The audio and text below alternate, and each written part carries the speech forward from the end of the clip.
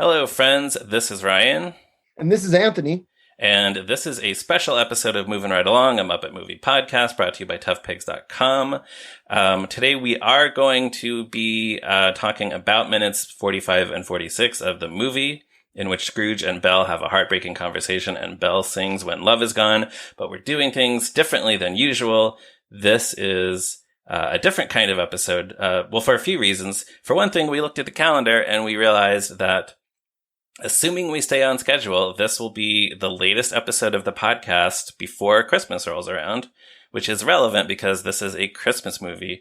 So if you are listening to this the day it premieres, there will be only 5 more sleeps till Christmas. So that's exciting. And however you celebrate or don't celebrate or whatever December 25th means to you, I hope that everybody has a great December 25th. The other thing is that we have an extremely special guest this week. She's actually in the movie. She sings what is probably the most famous and beloved song in the movie. That's right. It's Meredith Braun who plays Belle. And she is not here right now. What we decided to do is She's record. gone. No, she's not here. Look around. When Meredith is gone, we're recording this intro. Good. See, that's what I should have put that in my notes. No, what we decided to do is Anthony and I are just going to do this little prologue, and then we're going to bring on our special guest. So yeah, minutes 45 and 46, not a whole lot to talk about other than the song. The clip begins with it's a dialogue scene and then the song. Yeah. Scrooge is in the past. He turns around. He sees his younger self having an emotional conversation with Belle. One behind the scenes note that I have in the DVD commentary by Brian Henson, he says that the set that they shot this scene on was very small. The houses in the background are only a few feet tall, and they're about 15 feet behind the actors. So they had to be careful how they moved the camera around so that we, the audience, wouldn't suddenly become aware that we were seeing very small houses pretending to be regular size houses. So I assume this is also why there's so many trees, like at different levels from the foreground to the background. There's a lot of trees in this scene. There are. And since we're talking about Muppet houses, it's too bad that they don't start doing corny jokes like the Talking Houses on the Muppet Show. Yeah. Can you imagine this scene with Talking Houses in it? Like after the song, if it cut to the talking Dickensian houses, and they would, I don't know. I can't even come up with a good joke off the top of my head. But if anyone out there can suggest a good joke for Victorian London talking houses. Victorian, is that right? Yeah, it's Victoria. Yep. Yeah. Please chime in with your jokes. Your talking houses jokes. In the scene, Belle is understandably upset because Scrooge keeps putting off their wedding by another year. And another year, and another year. Scrooge is trying to tell her that it can't be helped because they don't have enough money. They don't even have enough for a decent home. I bet they could probably get one of those little models in the background for a good price, but it's probably not what they're looking for. Probably could. Right. He's talking about investments not growing and so on. Belle points out that he said the same thing last year, and that's when young Scrooge says, "Business continues to be poor." For some reason, this line always sticks out in my head. Like I always sort of anticipate it. I don't know. It's not like a super memorable line, or you're just a big "business continues to be poor" head. I guess so. Yeah. Your favorite line in the movie, famously. You heard it here first, folks. Sure. Yeah, let's put that on a t-shirt and put that in our TeePublic store. Business continues to be poor. Business continues to be poor. Actually, that might sell. I'd buy it. I'm not kidding. I would 100% buy it. Yeah, but that's the problem because Belle is just ready to get married because she loves this guy, and this guy is just keeps on delaying the wedding because he kind of loves money more. He's just distracted by money and business. And that's my one kind of note about this for the old curiosity shop. I can drop it in right now. Yeah. So none of the dialogue in this scene is straight out of the book. It's very much in the spirit of the scene, which the scene as I mentioned last week, Belle is introduced in this scene in the book. Like we don't see her at the party. Okay, right. They just break up. But in the book, it's the same thing. She's basically saying, like, you love money more than me. We can't get married. But there's one particular bit of phrasing that I love, which is, it matters little, she said, to you very little. Another idol has displaced you. And if it can cheer and comfort you in time to come, as I would have tried to do, I have no just cause to grieve. What idol has displaced you? Scrooge rejoined. A golden one, she said. Well, it's just like, oh, you love that golden calf. Yeah. Golden calf, Scrooge. Yeah. Belle's not in this story very much, but she really, like, she's a pretty strong character. Yeah.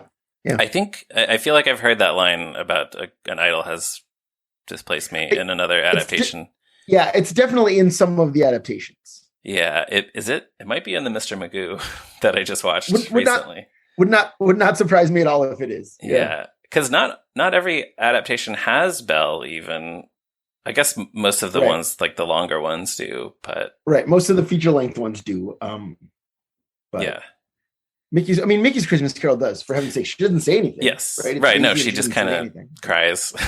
Yeah, she's just there. Yeah, yeah. She might have a line or two, but yeah, I think maybe the Mr. Magoo one has the Golden Idol one line.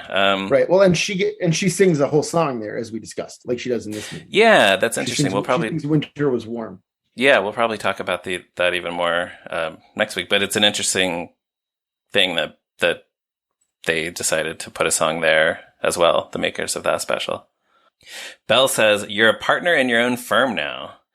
And then I don't think I had ever realized the way he rolls his eyes at her as he kind of stands up and turns away. Like, what a jerk. She's trying so hard and she's being so vulnerable and he's just acting like that's the dumbest thing that she could have possibly said. Right. Yeah, no, he's really being not a good boy. Yeah, exactly. Old Scrooge, meanwhile, is watching all of this unfold. This is really having an effect on him. Then this is when young Scrooge tells Belle that he's doing all of this money stuff for her because he loves her. She says, "You did once."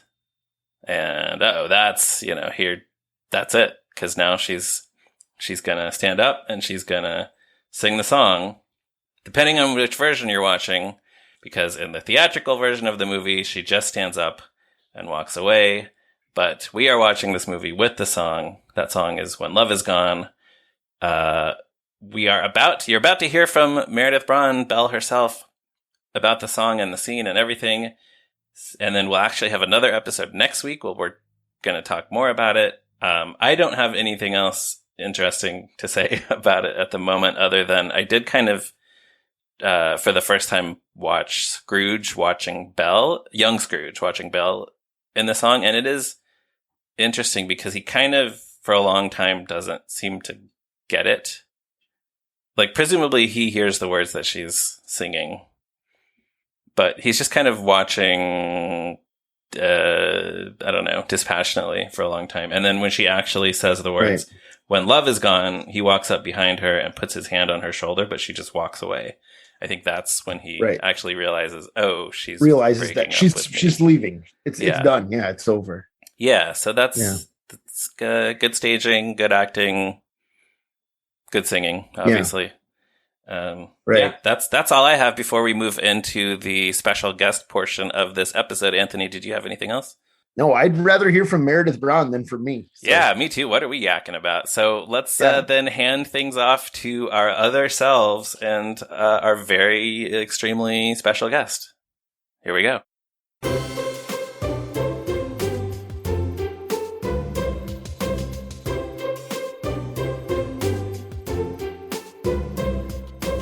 Hello, moving right along listeners. This is, as we said in our intro, a very special episode of Moving Right Along, a Muppet movie podcast.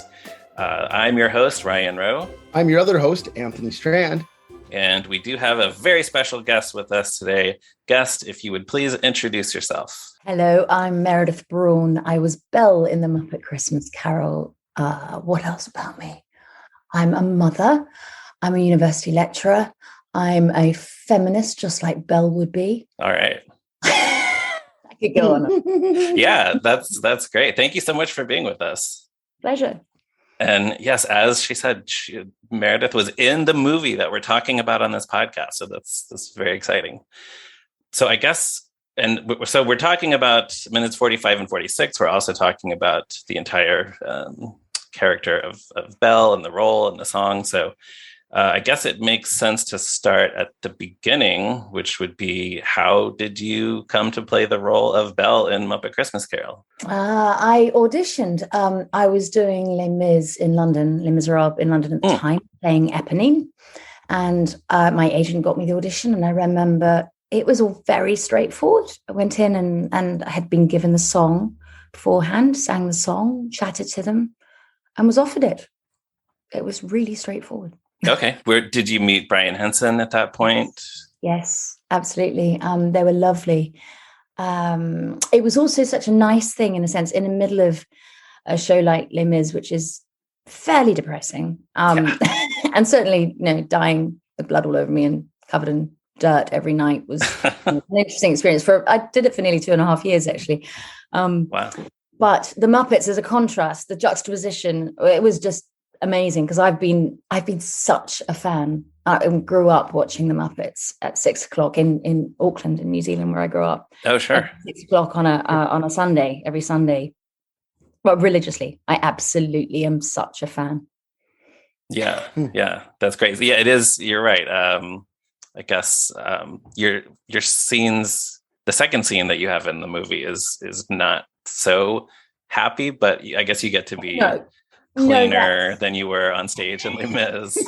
Yes, that's in a nice costume. Yeah, I guess. Yeah, it is the saddest part of the movie, but I must admit, my career has largely been I sort of either people dying or playing a ghost, or I've died of radiation sickness, gunshot wound. I've been a ghost. Oh wow! So you actually got off easy in this movie. Yeah, I think there's some. Yeah, it was definitely my happiest job. Yeah.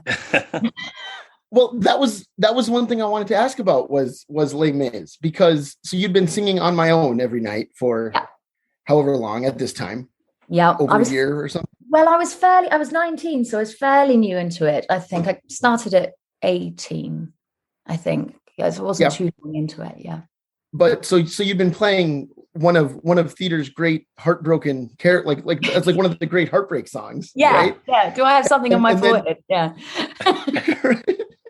And then they call you in for this. Like, did playing Eponine inform your approach to this song at all, or was it just an interesting question? I've not. I probably, and being 18, 19, I'm sure I was as hard. Everything's very huge at that age, isn't it? All the emotions are, right. And I was the right age to play those things. And fortunately, I don't think emotions quite stay that large all through your life. You wear out, but. It was, because Eponine is a what they call a belt voice role, and so when I first went in, it's very, very tiring, 8 shows a week of that. I imagine, and I think vocally I was quite tired as well, because so you lose bits of your range. I mean, I went on later and studied legit and did Christine and Phantom and stuff, so I know all kinds of singing, but at that point. I suppose my voice was at a place where it was working really hard, and I actually can sort of I think that's right for the sound of the song too. It was very clear to me straight away how to sing the song. There was no sort of it wasn't hard. I mean, it's a gorgeous song and fantastic lyrics that just make the acting through song and the journey and the narrative so straightforward. It's a dream for an actress to do, because it's all there. You're not trying to add layers on to make up for something. It's all there. Right. And, so it was always really clear. And we were all in agreement. It was just a lovely experience. Wow, that's great. So I guess you recorded the song in the studio before filming any of your part in the movie? Yeah. So was that Paul Williams was there? We've seen some behind the scenes footage of that. Paul Williams and you actually recorded with Michael Caine? Yes, that's right. And I think it was the first time he'd sung. Yeah. He's talked about how, he was, I guess, a little intimidated because he wasn't a singer, and here you were this professional musical theater person. He was being an absolute gentleman. I mean, he really was. It couldn't be. He just made me feel so comfortable, and he was a laugh, and he was incredibly supportive. I mean, charming, totally charming, and my goodness, he can cry just like that. Boom! I've never seen sure. Yeah, just boom, and it's real, and it's wow.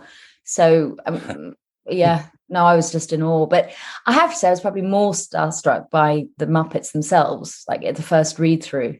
I remember sitting around this huge table. My memory of it, maybe because I felt very small, I don't know, but there was this huge table, a sort of, like Putin sits at the very long end of the table. It felt like that, but it was surrounded by people.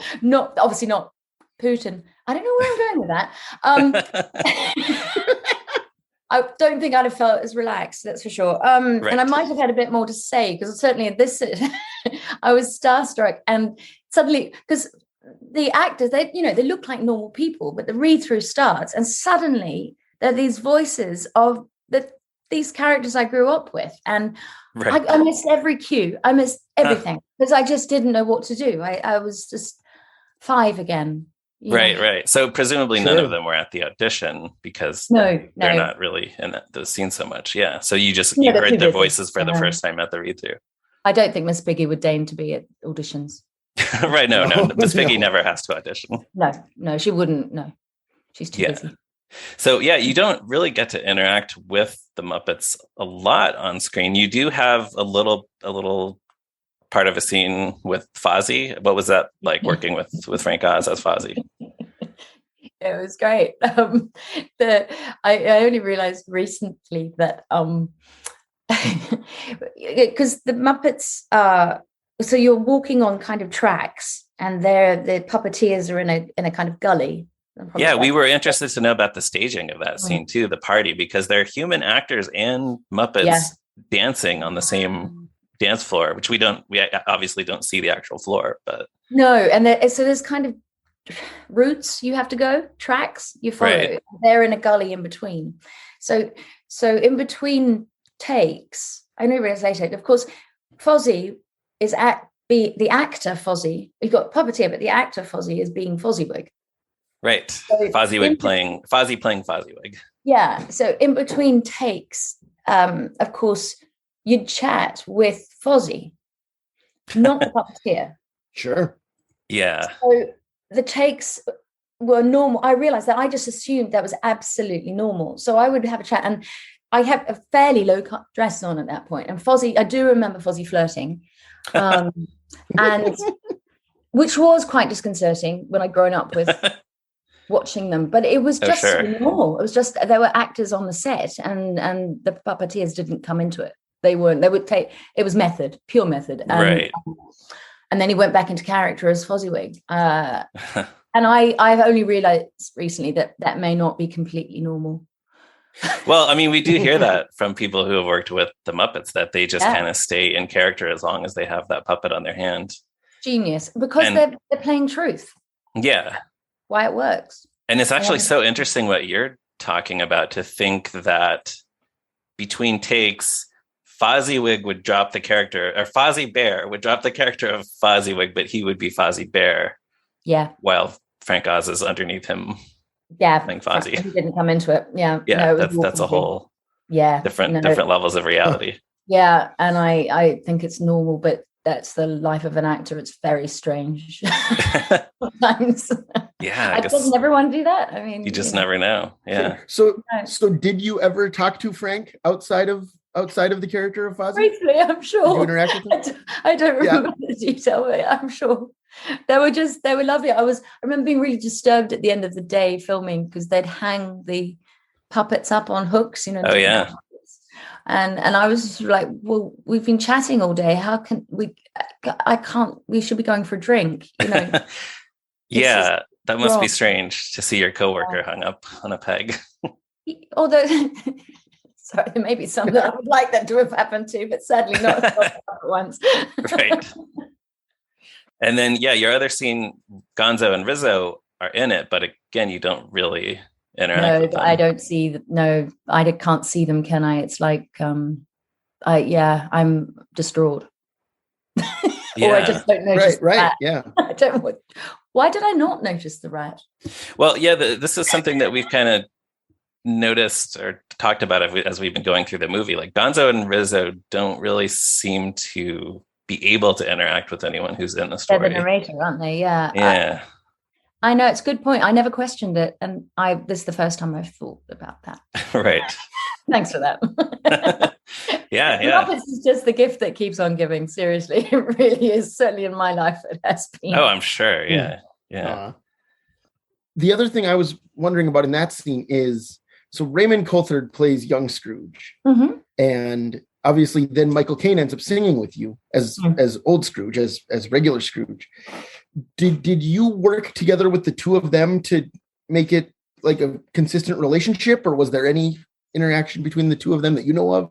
No, characterization. It's funny because Raymond's a husband of a good friend of mine who I did Les Miz with. She was my Fontaine when I was Eponine. No kidding. So you already knew each other.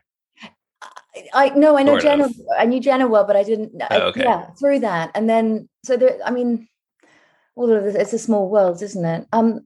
No, I don't know of that. I played. Well, I mean, obviously we rehearsed, Raymond and I, and then I can't explain it. That it was just so obvious.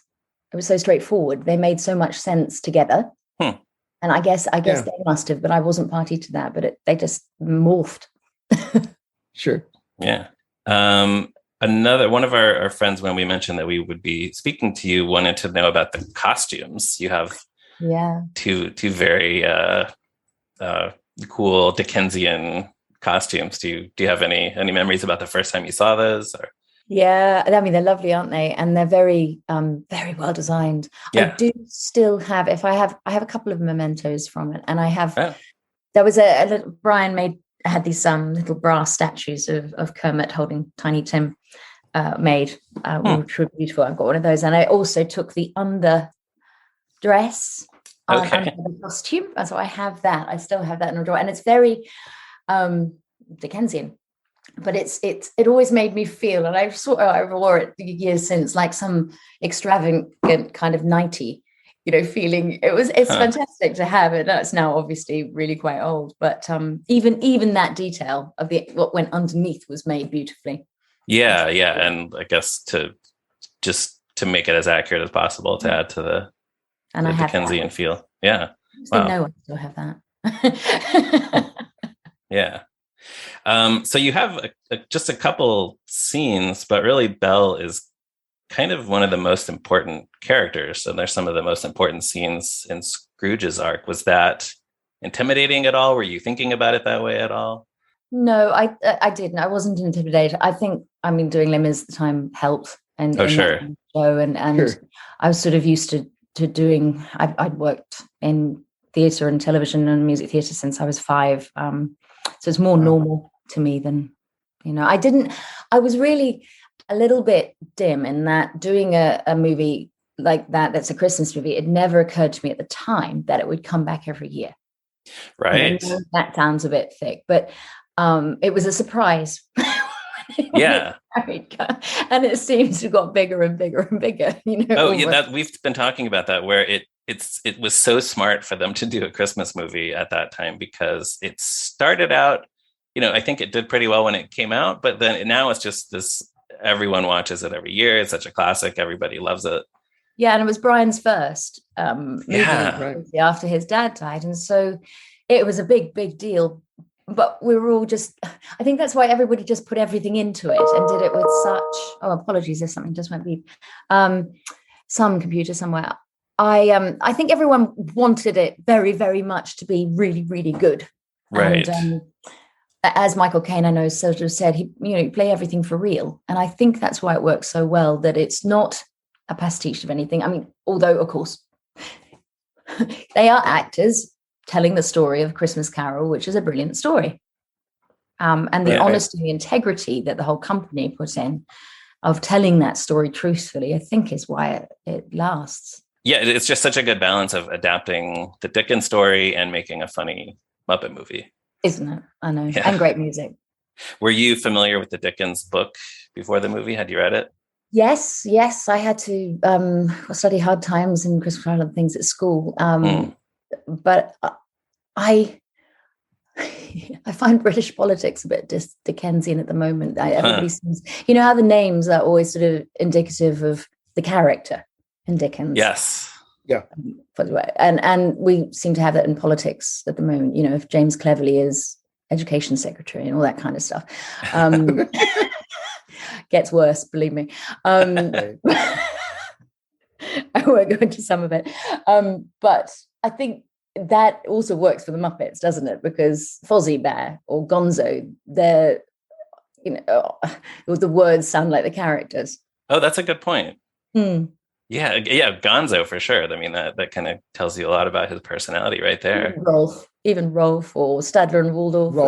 They just perfectly, the names fit. And that is Dickensian. But yes, of course, the story used to terrify me as well. It's still a bit scary. The little ghost is quite scary. Yeah, well, and this is, they didn't really hold back. This is a pretty scary adaptation, the ghosts and everything. Yep, it is. Could happen to us all. Right. So the song, you talked about auditioning with it, hearing it for the first time, but this is possibly the most famous or most beloved song from the movie. Of course, there is the controversy of it being sometimes there, sometimes not. Do you remember when you first found out that it was going to be cut from the theatrical release? Yes, Brian contacted me and said how gutted he was and didn't want it to happen. But it was an executive. Apparently I've just learned recently, that same executive wanted to cut Part of Your World from... I think that's right, Jeffrey Katzenberg at Disney. Yeah. So he insisted that it was cut from the theatrical release at the time, but not all the other versions. Right. And it didn't, because I didn't see it being a thing that came back every year, it didn't affect. I mean, I just went on to my next job. I did Sunset Boulevard after that. And, it wasn't, I think Brian was, was almost more upset than me at the time, because I didn't really, hadn't thought of the consequences, and I was very young as well. And I do think I didn't realize that the film footage had been lost, and that's why it wasn't put. I've only realized this recently, that it is the film footage and why it wasn't officially put back in, because they didn't have the actual material. Right. Yeah. My understanding is that it was on the VHS release, but they had lost the original material, so it couldn't be remastered in high definition and all that. But through the years, so many people kept. And more people were saying, they'd watch the movie, stop it, and then watch it on YouTube, or get out their VHS and YouTube and watch it on VHS, and then carry on the movie. It was. And then there was that sort of campaign to put it back in, and then I heard they had people on it for a couple of years, didn't they, to find the footage, and it's coming back this 11th of December. Yes, we've heard that it will be put back on Disney Plus. So very exciting. I think by the time this episode comes out, it will be back on Disney. Oh, okay. Plus, right? Yes, within like a week or two before the time that this episode will be released. I see. Well, I know, and every time they do a kind of concert version or a sing along, I've been a guest at Leicester Square when they do the sing along and things like that, which is quite fun. That is surreal, singing the song along with yourself. Yeah, I bet. So that's kind of weird, but it's weird because you remember every breath and every. How does that? It just stays in there somehow. And I actually used the song more recently on an album, 2017, I think it came out, called When Love Is Gone. Right. In a song cycle, so it's a story, and it worked perfectly. So I arranged the song differently, and it tells a different story. But it was lovely to be able to do that with it as well. Yeah, that's really interesting, and it must be especially surreal, as you said, because as you were saying, you weren't necessarily thinking of it as being something that people would watch every year. No. And now it's become such a tradition. Yeah, I've done a few other things, but it's that. It's really funny at the I teach at the University of Chichester, and it's so often the students at the moment, the new students are going, okay, you've done all that, but the Muppet, and the deputy vice chancellor came up to me the other day going, I knew you'd done all this, but the Muppets. Right. Yeah. So you don't even have to tell people. People just figure it out. Comes every Christmas. Sure. No, I don't say a word. Sure, they've been watching the movie since they were a kid, fired up, and they're like, oh, that's my professor. Wow. Yeah. It's really, it's really sweet. I don't mind. Of course, my children grow up with it as well. And my youngest Tiger, who's we actually played the cello on that album, on that song, which is he's a keys player now, actually, at Trinity. But it's really, it has a history, that's for sure. Right. Yeah. And you also recorded Rainbow Connection for an album. Yes, in English and in French. Oh, wow. Yeah. Oh, wow. At the end of that album is the sort of the B side. Okay. Kind of French translation that really suits French. It's very sort of Vanessa parody. I'll definitely have to seek those out. Yeah, we'll put some links in the show notes of this episode to this. Oh, I love that. Yeah, I'm a big fan of the Muppet. Right, and another song that Paul Williams worked on. Yes. Yeah. Yes, I know. I absolutely, as many as I can. They're just gorgeous. Oh yeah. I just feel 5 or 6 when it's lovely. Sure. Who doesn't want to feel like that watching a Christmas movie? Yeah. Yeah. Exactly. So we asked some of our friends if they had any questions to ask you, and I want to make sure that I get the exact question. Our friend Wilson here, he says the West End production of Sunset Boulevard was probably something of a roller coaster. Is there anything you want to share about that? What does he know? Yes, I loved listening to that part in Patti LuPone's audiobook. I don't know if you've heard it. She tells it brilliantly. She was amazing. It was a roller coaster. I was 21. It had 4 principals. 3 were American and me doing my best American accent. And I mean, Patti was a joy to work with. Absolutely not a diva, just incredibly hardworking and passionate. Sure. But we had a few things happen. I just got married as well, and my he's father of 2 of my children, but he's my ex-husband. But we were recently married, and he was nearly beaten up during the show. Whoa. By one of the cast members. I won't say who. Huh. And then we were suddenly sent on holiday. And then, of course, the news for Patti about LA came during the show, which was by fax, which was pretty awful. The news that she wasn't going to play it on Broadway, right? Yeah, came during the show. Wow. By fax. And it was a horrible way to learn something like that. And totally. The stuff that goes on behind is so many. There were so many important people involved in it, I think, and a lot of egos, and a really established creative team. And I just, I was 21. I remember sort of hiding in my dressing room, eating lots of ice cream, comfort eating ice cream. They were great to work with, and it's fantastic orchestrations. I mean, it's a. The joke is always, when am I ready to play Norma Desmond? But I'm not there yet. Sure. I saw the Broadway revival of that a few years ago. It's not the movie. No. Yeah, the movie is not something that you would think necessarily would lend itself to a musical, but it does. Like, it works really well. Yeah, it does. I remember seeing Glenn Close when she first played it on Broadway way back, and she was amazing. Yeah, it's an interesting show, isn't it? I think it's certainly one of Andrew Lloyd Webber's best musically, and it's interesting. Yeah. But it was a huge budget. I mean, so much money into it on every level. Was there a car driving on stage in your production? We had the car chase. Oh. Yes, we had the car. Okay. We did have the car. And I remember there was an arch that got ditched just before the opening night that was worth about 50 grand. Everything down to all my shoes were handmade for me in Italy. And, I've still got them. It looks like I've kept something from each production. Yes, I've got the Eponine belt.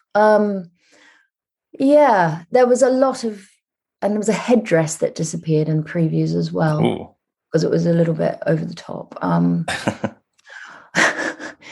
So there was a lot at stake. I think, and a lot of emotions flying everywhere. It's funny, isn't it? You get the dream role, and I remember auditioning while I was in Miz, and everybody auditioned, everybody on the planet, and I went up for it quite early, and then didn't hear anything for about 3 or 4 months, and assumed nothing had happened, and then was suddenly called back on a very short list. It was, and yes, there were quite a lot of ambitious understudies, and I'm not a terribly competitive person. I'm competitive with myself, but not with other people. So that was a bit frightening. Sure. Wow. Yeah. Funny, isn't it? All right. Yeah. Well, thank you for sharing. We really appreciate it. Yes. No, pleasure. It's a good question. Yes. And listen to Patty's book, because she says it very well. She does have her memorial wing of her house, I believe. Wow. Yeah, definitely check that out. She's great. Yeah, so I guess before we mentioned before we started recording, there are 3 questions we usually ask our guests. Before we get to that, is there anything else that we haven't asked you about the Muppet Christmas Carol that you would like to talk about? Anything people don't usually ask you about? Good question. Anyone who worked on the movie that you have some interesting stories about? Well, I do. I remember seeing somewhere on one of the social media things somewhere saying that Belle would have ended up as a suffragette. She would have left. I can see that. Suffragette and actually fought. And I thought that was a really nice review. Yeah. And whoever wrote that, I'm very grateful, because I think that is true. That's how I think she's strong, and she's making a difficult decision, but she's being, acknowledging it and moving on without denying how painful it is. And I think that's why the song resonates for so many people, that it's the acknowledgement of something very sad that was precious, but that you have to leave behind. And I guess that's pretty universal. Yeah, that's interesting, because Belle, like you say, she's sad about it, but it's like, that's enough. She can't wait around for Scrooge anymore. So she's and I wish I behaved like her all my life. Yeah, so I should have taken a leaf out of her book. But and I think we relate to the journey, and that's so well told in there, isn't it, with the lyrics and the scene. Yeah. Oh, that's really interesting. I just like to push Belle as a suffragette, really. Yeah. No, I love that interpretation. Yeah, I think that's great. Yeah. So, okay, the 3 questions then. Do you remember the first time you saw this movie? So if you might have an interesting answer for this one.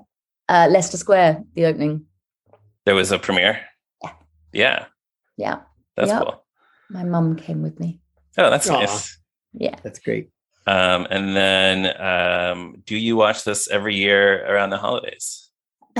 You see, I normally hear it every year around the holidays. Sure. Somebody will be playing it, but I must admit, until last year, I hadn't actually sat down and watched the whole thing through I couldn't remember the last time. I'd seen bits of it, and it was rather good.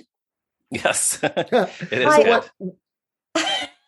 I was really sort of taken with it, and I watched it with my son Tiger and daughter Claudia, and we were just like, actually, this. I think sometimes when you think it's no normal and you hear bits of it, I haven't done that, and I was really impressed with the storytelling through the whole of it. I will be watching it again this year with them. Oh, nice. So what made you decide to sit down and watch it last year after all that time? I did do an interview here for a radio station that was saying that that they were trying to find it and put it back in. There was a kind of a campaign building.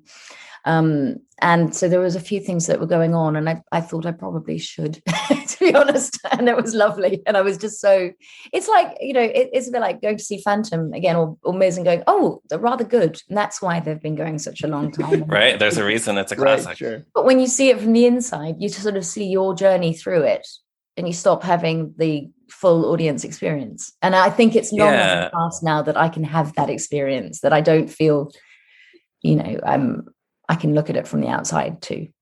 Right. You're watching it more as an audience member. Yeah. And as a fully fledged adult. Yeah. Yeah. That's interesting too. Your perspective changes on the characters and all that. Yeah, totally. Yeah. And so then that sort of ties into the next of our standard questions, which is, where would you rank it alongside the other Muppet movies? This is often the hardest question for our guests. Well, it's a very easy question, the best one. All right. Sure. Good answer. Of course. But my second favorite would be the original Muppet movie, where Kermit's sitting on the log. I mean, it's because that's when I was introduced, and that's maybe why I recorded Rainbow Connection as well. So that holds a very I love the cycling and the, and I have to say, Moments though, which is the one with Am I a Man or a Muppet? That one's called The Muppets, from 2011. Yeah, I love that song. Right. I have been known to torment people by singing that one quite a lot. Well, and that's the first time the Muppets won an Oscar for Best Song, finally. With that song. I see it. Rainbow Connection was nominated, but did not win. I didn't know that, you see. And I do have the DVDs of the whole of the Muppet Show episodes, because, when Bernadette Peters, came onto the Muppet Show. Yeah. Oh, I mean, that. Yeah, it's a good one. Yeah. Yeah, a lot of great Broadway people and old school entertainers on that show. And it came out of Children's Television Workshop, obviously, and Sesame Street. And what a good thing is that doing? I mean, how much good has that done in the world? Yeah. It's incredible, literacy and numeracy and the count. How wonderful to create something that does so much good. Yeah. Yeah. So much Muppet stuff has done so much good. That's true. Yeah. Yeah. And I'm delighted and honored to have any association with it at all, to be completely honest. Oh, yeah, that's great. All right, then I guess we can wrap up. I'll just do my usual outro spiel here. Listeners, you can find toughpigs.com online and on all the usual social medias. Anthony is on Letterboxd at Zeppo Marxist. I'm on Letterboxd at Movies Are Neat. I'm on Twitter at @MeRyanRowe. Meredith, where can people find you or your work or anything online that you might my website is meredithbraun.co.uk. All right, we'll link to that. And I think there's Meredith Braun online as well. That all the things seem to have appeared that I've ever done. And I'm not quite sure how they've appeared, but they have. Sure. And we'll be sure to link to that and make sure people can find your albums and all that. Yep. And thank you so much for joining us. This has been delightful. My pleasure. It's lovely to meet you. And listeners, happy Christmas, because it'll be closer to Christmas, won't it? It will be. This is actually this will Merry be Christmas. the most recent episode that comes out before Christmas. So yes, Merry Christmas to all our listeners. Merry Christmas to our guest, Meredith Braun. Thank you so much for being with us. And listeners, join us back again next week for another episode of Moving Right Along. Goodbye. Bye.